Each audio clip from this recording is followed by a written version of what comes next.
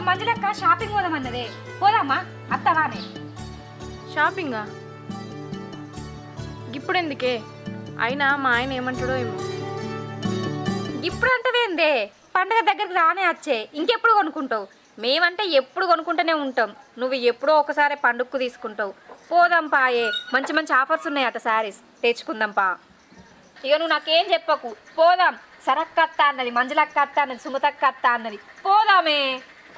సరే